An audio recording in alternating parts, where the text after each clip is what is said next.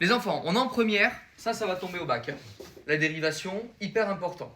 On vous donne une fonction définie sur R, f de x égale x carré plus 1. Et je cherche le nombre dérivé en 3. Premier réflexe, qu'est-ce que je dois faire? Je vous écoute. Qu'est-ce que je dois faire? Le taux. Étant donné qu'on sait que c'est dérivé en 3, on sait que c'est f de 3 et f de 3 plus h. Alors, qu'est-ce qu'on calcule? Comment s'appelle cette quantité, Jean-Baptiste? Qu'est-ce qu'on calcule comme quantité? Taux de variation. Le taux de variation, le taux d'accroissement, en quel point? En 3. En 3. On y va. On prend un h différent de 0. Que vaut le taux d'accroissement de cette fonction au point d'abscisse 3? Je vous écoute. Alexis. f de 3 plus h Ok. moins f de 3 Ok. sur h. Ok.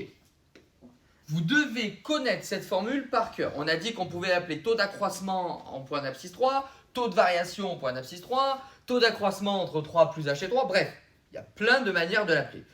On y va. Comment je calcule f de 3 plus h? On remplace x par 3 plus h. On remplace x par 3 plus h, tout simplement. Donc on y va, je le fais direct.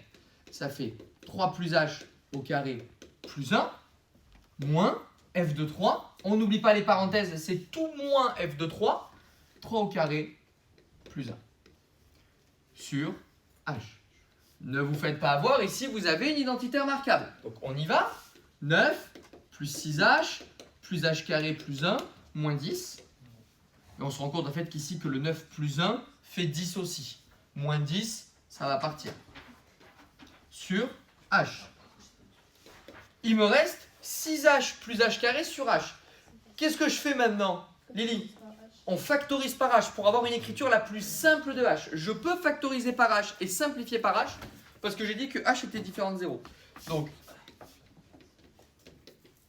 on obtient ça. Ok, je simplifie par h et il me reste 6 plus h. Là, on vient de réussir à calculer le taux d'accroissement au point d'abscisse 3.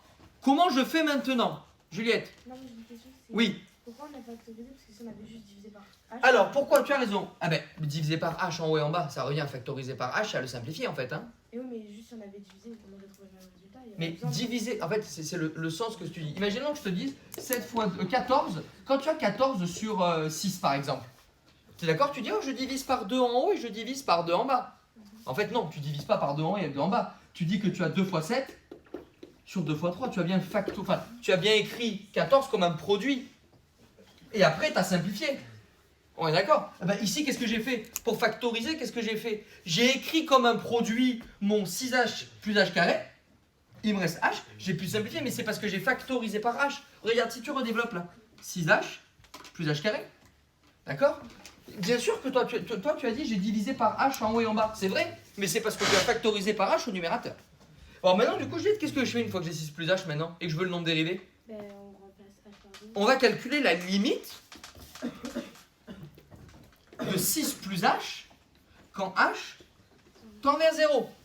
C'est donc la limite du taux d'accroissement quand h tend vers 0.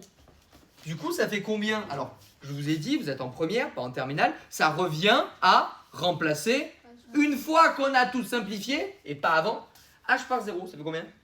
6. Vous tombez sur un nombre réel fini, unique, d'accord? Il n'y en a qu'un seul, il est fini, c'est-à-dire qu'il ne vaut pas l'infini. Donc vous venez de démontrer que la fonction f est dérivable en 3.